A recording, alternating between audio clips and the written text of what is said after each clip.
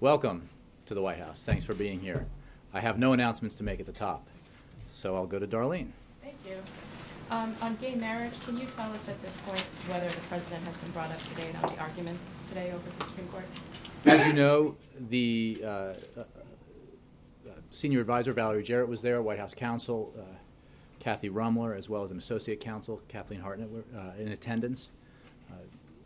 The president has been updated on the arguments, but beyond that, I don't have anything for you. Has he signed the CR? He has not, but will, I'm sure, in due time. And then a quick question about Afghanistan, the meeting that Secretary of State Kerry had with Karzai, where Karzai sort of explained that his comment that the U.S. was conspiring with the Taliban was misinterpreted by the media. Is the White House satisfied with President Karzai's explanation about what he had to say? Well, look, we have a very important relationship with President Karzai. Most importantly, we have a very important relationship with the Afghan people, the Afghanistan government. As you know, on Sunday, Secretary Kerry and Pakistani Chief of Army Staff General Kayani had dinner, and they discussed a range of bilateral security issues, including combating terrorism, reconciliation process in Afghanistan, and regional security. Then, of course, as you know, Secretary Kerry was in Kabul yesterday to reaffirm the U.S. commitment to our strategic partnership with Afghanistan, and he met with President Karzai and other Afghan officials, as well as with civil society groups, to discuss how we can continue to work together to sustain the progress we've made and to advance our shared goal of a stable, sovereign Afghanistan that is no longer a launching pad for al-Qaeda and other transnational terrorists. We have, as you know, the transfer of responsibility for the facility at Bagram has taken place, and we are continuing to work with our Afghan counterparts as we move forward with the President's policies on these issues. Yes? North Korea has renewed some of its threats against the United States. Does this raise heightened concerns, or is this just the usual rhetoric? Well, Mark, as you know, North Korea's bellicose rhetoric and the threats that they engage in follow a pattern designed to raise tensions and intimidate others. And as we say consistently, the DPRK will achieve nothing by these threats or provocations, which will only further isolate North Korea and undermine international efforts to ensure peace and stability in Northeast Asia. We continue to urge the North Korean leadership to heed President Obama's call to choose the path of peace and to come into compliance with its international obligations. This is something that we work on consistently with our international partners. The United Nations Security Council recently took action unanimously in response to North Korean actions that were not in keeping with their international obligations and imposed further sanctions as part of that process.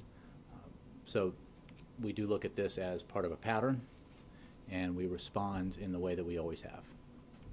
And let's just go back to Darlene's question. Mm-hmm. I know it's early days yet on the Prop 8 case, but some of Justice Kennedy's comments raised concerns that the court might not want to fully engage on this topic.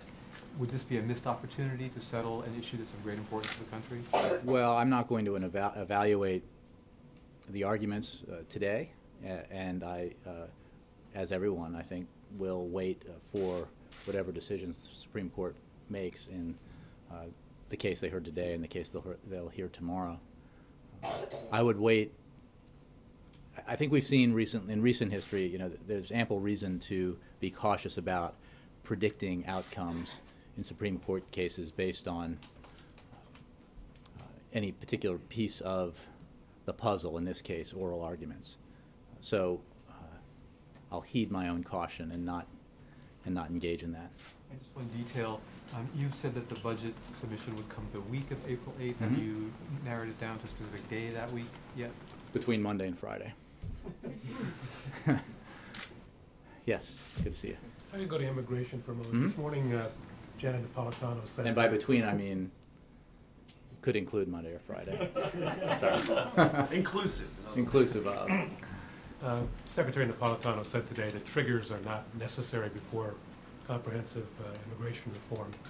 So what does the White House do to convince those on the other side since there are no reliable metrics about border security, what will you do to convince them that the border is secure enough for immigration and a path to citizenship to begin? Well, I think the question is excellent, and I would note that what Secretary Napolitano has said is that the Department of Homeland Security measures progress using a number of metrics to make sure we are putting our resources where they will have the most impact. And I think that while there are different ways to look at this issue, the fact is by a host of measures, and there has been great improvement in our border security. Certainly the facts are there when it comes to the resources that have been applied to border security, the doubling of border security agents, as well as the other metrics that you will often hear Secretary Napolitano or others discuss. So, we look at a variety of measures, and I think you can look at what this president has committed to and the record on border security since he came into office to evaluate his assertion that border security is a vital element of comprehensive immigration reform. That has been his position, and it continues to be. And I would note, and this is something that has been acknowledged by important members of the Senate, Republican members, the progress that has been made on this very important issue, border security. Much of, the last time comprehensive immigration reform was essentially abandoned, some of the issues, one of the principal reason for that was because of concerns about border security, and many of the metrics that were put forward then have been met. The goals and the targets that were said to have to be achieved before we could move forward have been met. So, but this is an ongoing issue. This is an ongoing concern, and it's an ongoing project of this administration, and it will certainly be an important part of immigration reform. Does the White House oppose commissions or certain triggers before a path to citizenship can begin? What we have said, and I'll say today, is that we are not going to judge the bill before it's been written. And we are working with the senators who are in the Gang of Eight as they make progress, and they've made considerable progress, and that is worth noting. Senator Schumer just the other day talked about where they are in that process and the progress that they've been making, and we were heartened by that. But as the president said yesterday, this is, we have to keep pushing. We have to make sure that we follow through on this progress, and that progress leads to a bill that has bipartisan support and that can be signed by this president. And we're not there yet. Progress is being made. It's being made in the Senate, which is where the president hoped it would be made, and we are very much monitoring that process and engaging in that process. But it's not done yet, and I don't want to prejudge a bill that hasn't been written. But if I could just press you on that, it does appear as though that Secretary Napolitano did today prejudge. She said that the triggers are not necessary. Does the White House agree with that assessment? I think what she was saying, and the assessment we do agree with, is that there are a variety of metrics by which you can measure, and we do measure, progress on border security. And these are metrics that others use to measure border security, including Democrats and Republicans in the Senate and beyond the Senate, beyond the Congress. So, we're working with Congress on this, with the Senate on this. Progress has been made. Border security is one of the key principles that the president has put forward that has to be part of comprehensive immigration reform. He has demonstrated his seriousness on this issue, and as has Secretary Napolitano. But it is something that is not a done project. We have to continue working on it. Jay? Yes. Thanks, Jay. Senators Paul, Cruz, and Lee say that they plan to filibuster a procedural vote to begin considering gun control legislation. Is the president aware of this, and what is his reaction? I haven't discussed that with him. I did see him earlier today, but I didn't hear that issue raised. I would simply say that filibusters of efforts to move forward with with common sense measures to reduce gun violence would be unfortunate. We have worked with Congress, with the Senate, to try to advance the elements of the president's plan that require legislative action, and these again are common sense measures. closing gun show loopholes, that's an idea that has something like 90% support in the United States. By some polls, has a majority of support among gun owners in America, support among Republicans and independents and Democrats. We ought to be able to do this. But it's hard, and we're continuing to work with Congress to get it done. And as you know, a number of pieces of this have been voted out of committee. That is important progress. Senator Reid has vowed that action will be taken on these elements, and that is important progress. We hope that that takes place. I mean, you know, a vote ought to be held on all these elements. That was what the President made clear when he announced his plan. It is what the American people deserve. It is what the victims of gun violence deserve. Do you think? I mean, I don't think to tell the families of those who have lost their children to gun violence that bills like this might be filibustered, I don't think that would be welcome news. Do you think you would be able to overcome that 60-vote Well, threshold? I don't have you know, prognostications to make about these measures. What I can tell you is that they have broad support. Elements of them have overwhelming support, and they ought to be voted on, and the President backs every element of them. Also, does the President think the assault weapons ban has any chance of passing as an amendment? The President supports strongly the renewal of the assault weapons ban. He has since he was a senator. It is a part of the comprehensive package of proposals that he put forward, and he certainly hopes that the Senate will pass it. What type of pressure is he willing to exert? You know, the President has been engaging with lawmakers of both parties on these issues. When he has been having conversations with Democrats and Republicans, much of the attention has focused on fiscal and budget issues in the reporting, and much of the conversation has been devoted to those topics, but they have also included conversations about comprehensive immigration reform and moving forward on gun violence measures. And that will continue, as will our staff interaction with Congress on these issues. And the President, you'll continue to hear the President in public discuss the need to move forward on these important measures. Will he really twist arms, though, particularly with members of his own party? I think he has and will continue to make clear that this is a measure that he believes ought to pass, that it's a common sense measure that would not, and this is true of everything that's part of his plan, would not take a single firearm away from a law-abiding American citizen, that respects entirely the Second Amendment rights of the American people, Second Amendment rights that the President supports, but which, as all of the measures do, as a package, would help reduce the scourge of gun violence in America, which is an objective that he believes is non-political and non-partisan, because the victims of gun violence in America are not Democrats or Republicans. And as we have learned, they're often not even eligible to vote. Yes? It appears that background checks are the center of gravity in this legislative debate, and I wonder if the White House believes it's a false construct on its face, both politically and from a policy perspective, that background checks require a federal registry. It is not our position that.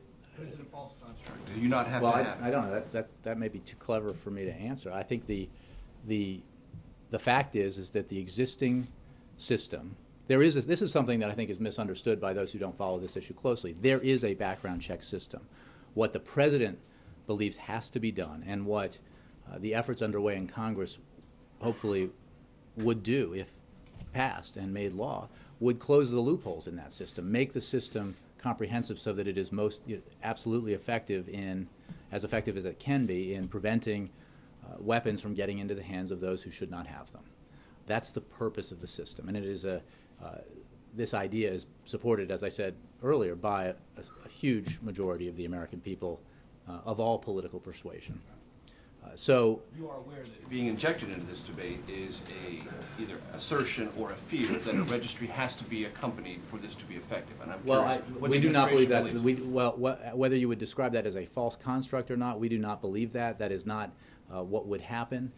and a system that already exists merely needs to be improved so that these loopholes are closed, so that those who should not have weapons cannot obtain them. That is the purpose of this legislation, and it does not involve registries. It is simply a background check system that would do in full what the system already does in part, which is, in a very simple process, ensure that those who don't or should not have weapons cannot obtain them. And that would apply to private transactions as well. The position is that the loopholes ought to be closed, all of them. I'm not going to get involved in the specific negotiations underway right now. This is obviously a topic of much discussion among those in the Senate who are engaged in this process. But we firmly believe that this element of the President's package is very important and that it ought to be passed, as should all elements. This one in particular has enormous support among the American people. It is on its face a common sense measure, and we hope it moves forward. I want to follow up on Jim's question on immigration, because you mentioned some of the metrics or ways that people thought about measuring things in 2007 when the bill fell apart.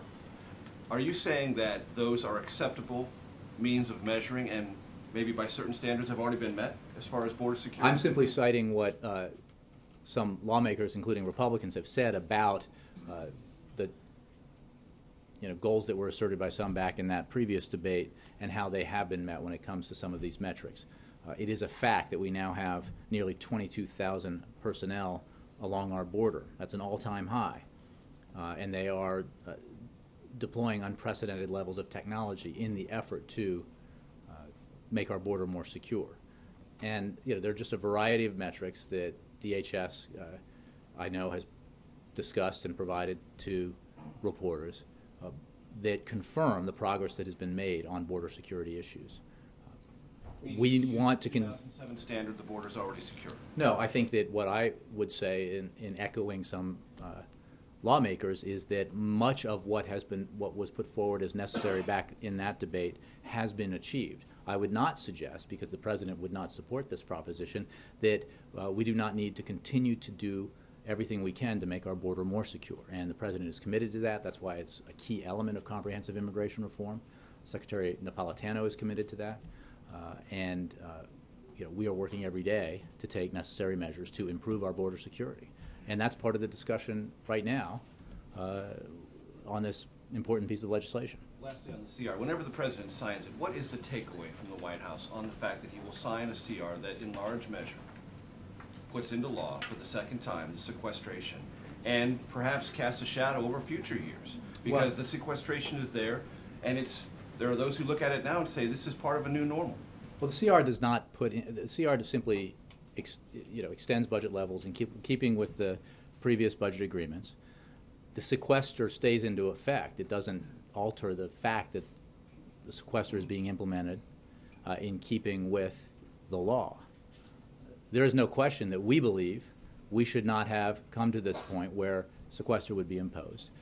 There's no question that we believe regular folks out there are being unnecessarily harmed by imposition of the sequester, which was designed by Democrats and Republicans purposefully never to become law, to be filled with nonsensical approaches to deficit reduction. Right, and yet here it is. And yet here it is. So we would love to see Republicans change their mind about imposition of the sequester. We would welcome a change of heart, maybe a change back to the position they held for much of 2012, which was sequester's imposition would be cataclysmic and terrible for the economy and for our national defense. That is what they said at the time.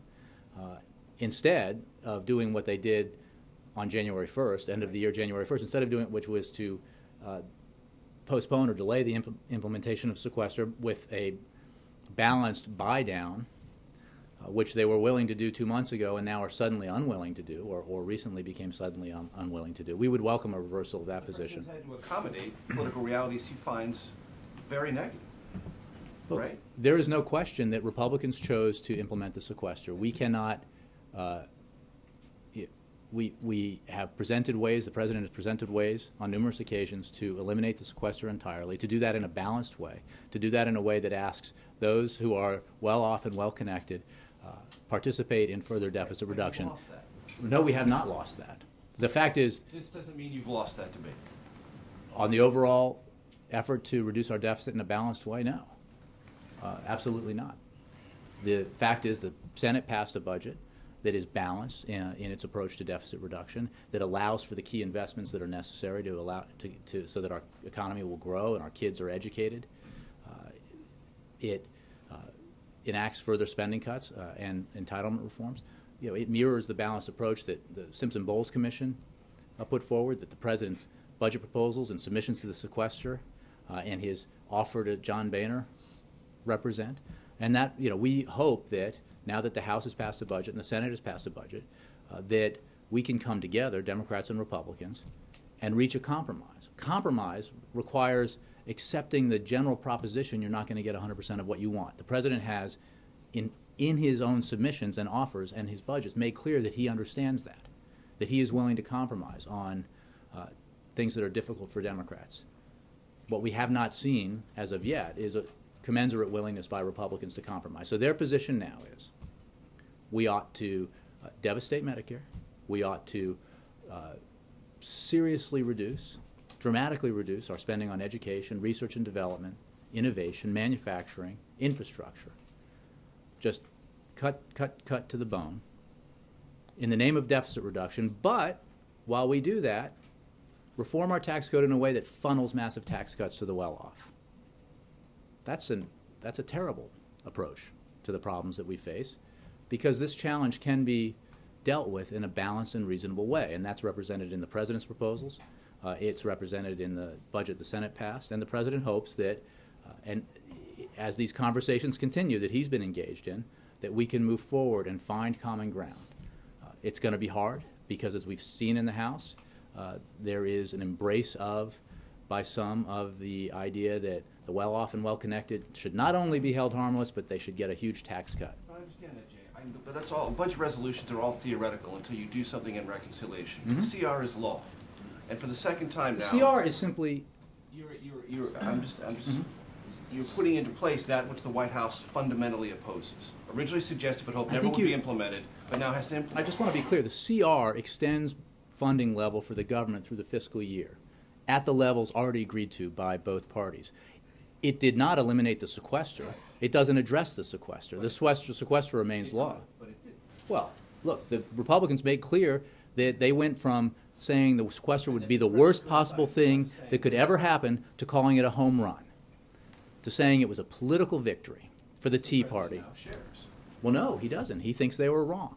That's So not it anyway. the CR does not, you're not signing a sequester, Major. I think you got to understand, the CR is not the sequester. Republicans chose to impose the sequester. The sequester was part of the Budget Control Act, okay?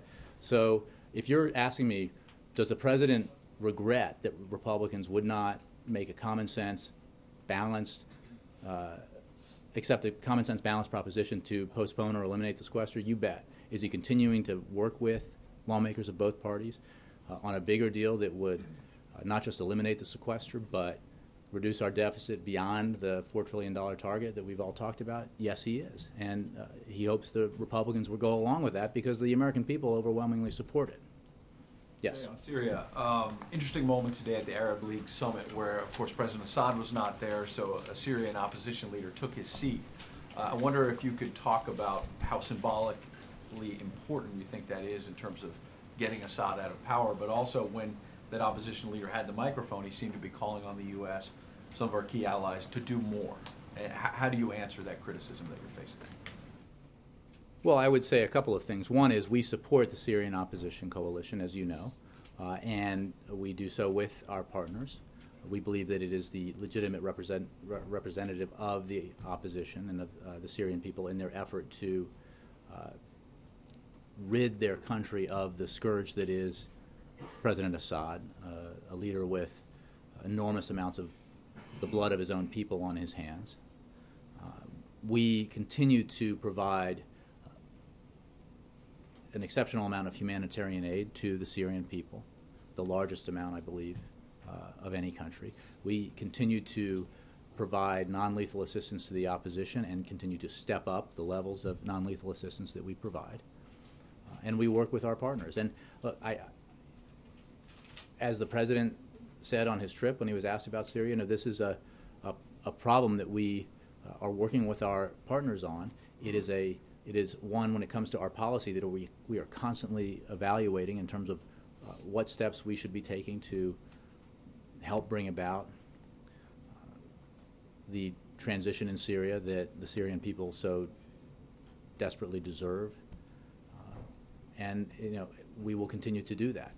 The fact is that, again, we have provided an enormous amount of humanitarian assistance. We are assisting the opposition, and will continue to do so, working with our partners. On that trip, he was obviously in Jordan, and since he's returned from Jordan, there have been reports, and there's some conflicting information about whether or not the U.S. is training the Syrian opposition inside the boundaries of Jordan. And the question is whether we're directly training the Syrian opposition or whether we're training the Jordanian forces to then train them. Can you clear that up? Well, let me say that we have always been clear that our non-lethal assistance to the Syrian opposition includes equipment and training to build the capacity of civilian activists and to link Syrian citizens with the Syrian opposition coalition and local coordinating councils.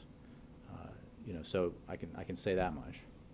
So what does that mean in English, though, I guess? That's pretty good English. Well, I mean, no offense. There are no dangling participles. No, I mean, so are we training the Syrians directly, or are we training them through Jordanian? Well, I can just tell you that, again,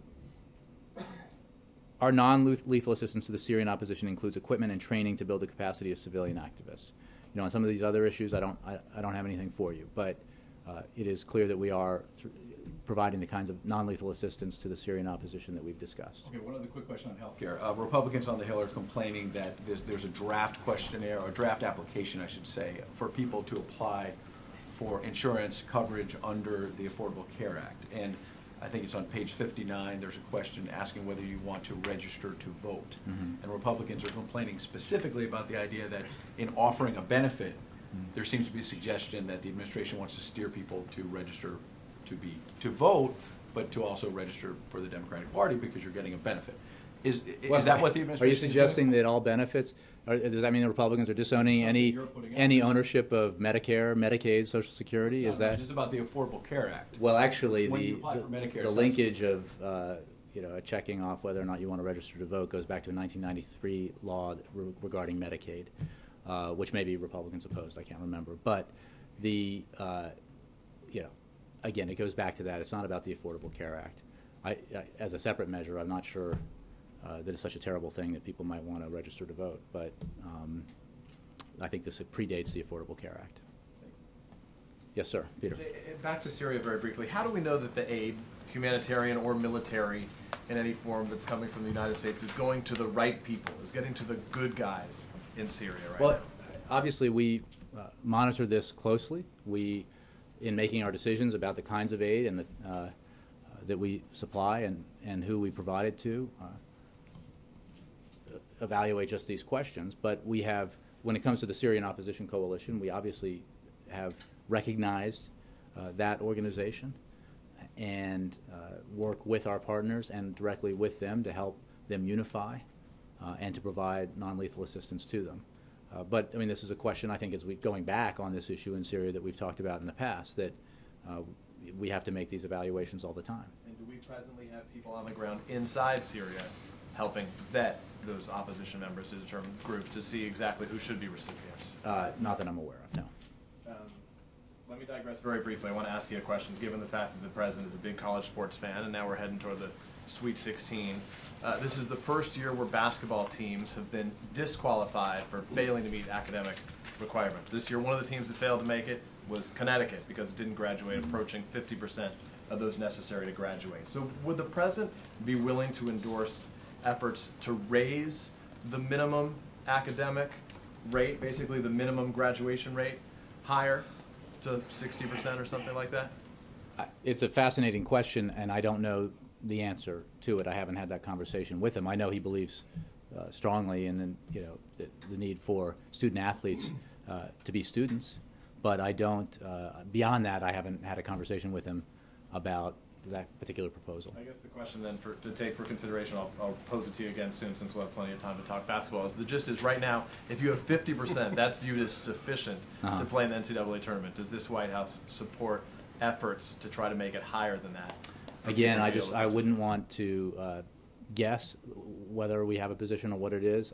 I can just tell you that the president in general believes that you know, it's important for student athletes to be students and not just athletes. Roger. Thanks. Back to immigration and guns for a moment. You said a few minutes ago that... I'm driving them away. Or maybe it's you, Roger. I don't know. You said a few minutes ago that you'll continue to hear the president in public on these two issues.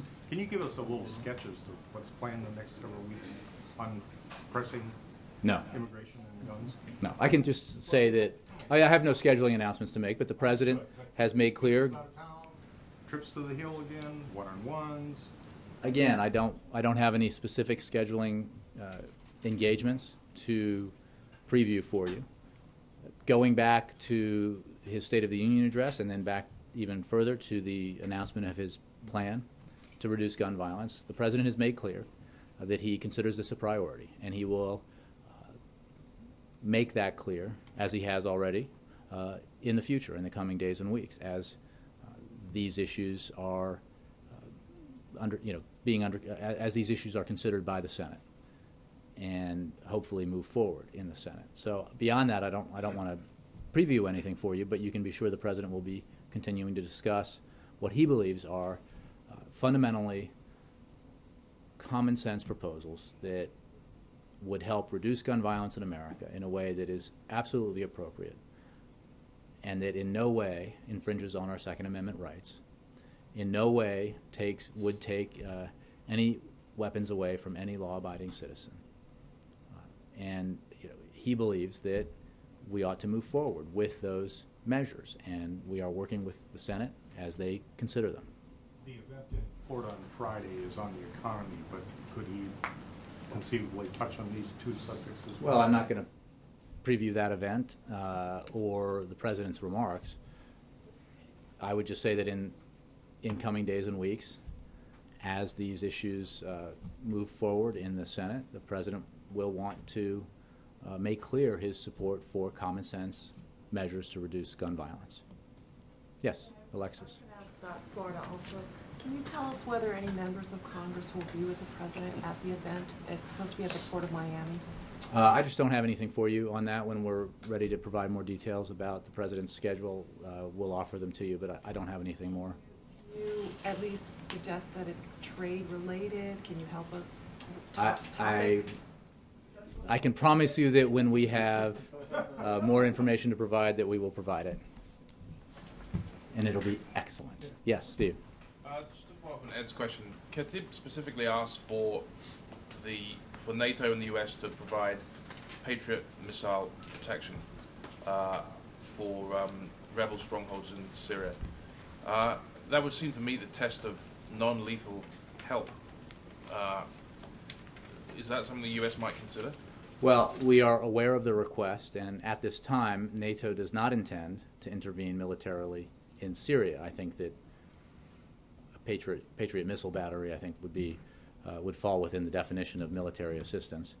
The Patriot missile batteries that are deployed in Turkey are for defensive purposes only, to augment Turkey's air defense capabilities to defend its territory and people. But again, we will continue to work with the coalition leadership and membership to expand their efforts to provide essential services to Syrians across the country, to deliver assistance to those in need, and prepare for a Syrian-led political transition toward a free and democratic Syria. Bill.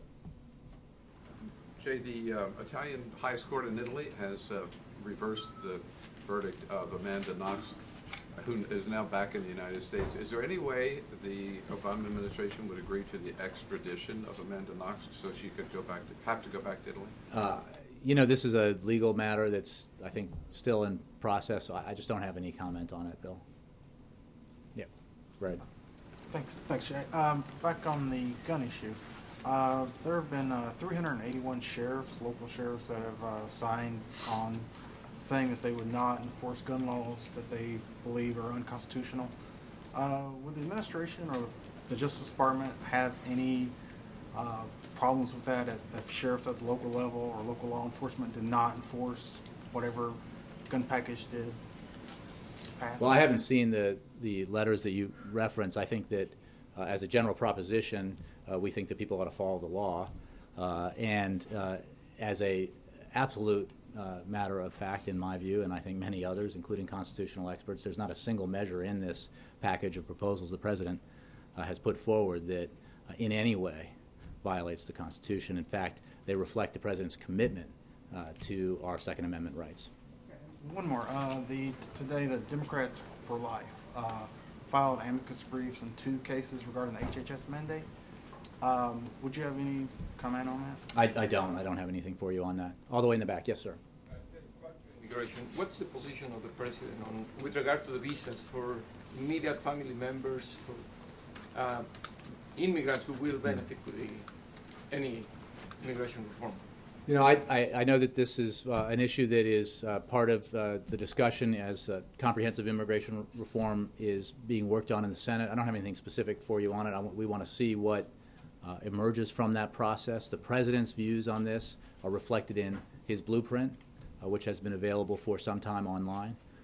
But I don't want to prejudge a bipartisan bill that's being worked on before we've seen the language in that bill.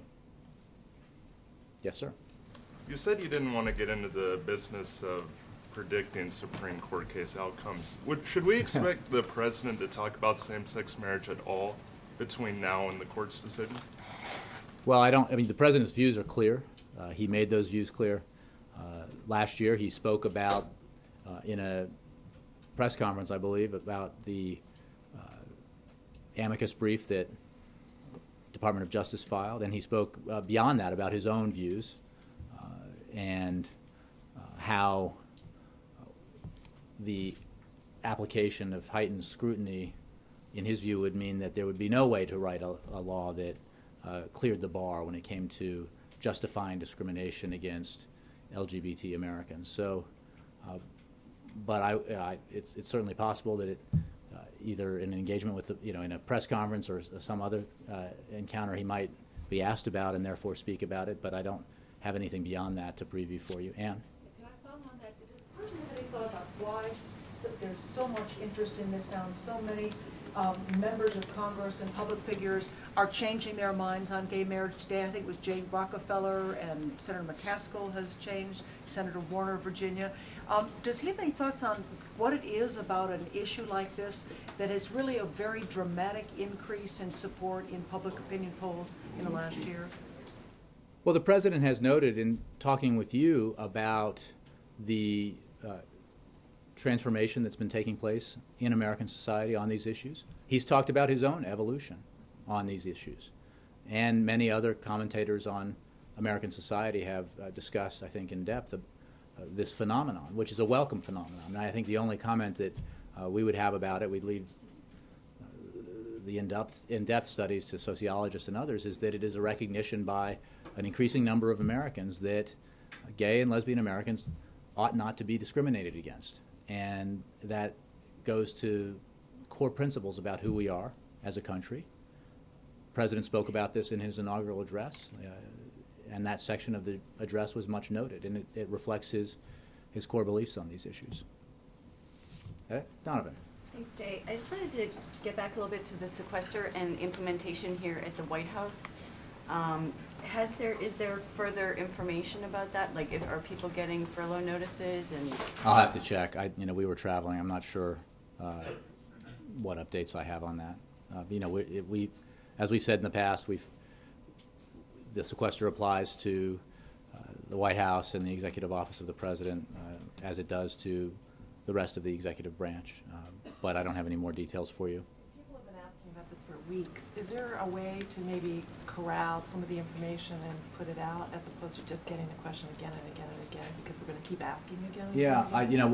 we'll see what we can get for you. It's this is when furlough decisions are made, as I understand it, and I would have to refer you to OMB, but about the implementation of an application of the sequester, that then there might be furlough notices or reductions in pay, and I'm not familiar with the details, and I don't think before those things actually happen, and we've seen this in other agencies, that before the notices actually go out, we don't have specific information about when that will happen, because I think those evaluations are being made in real time.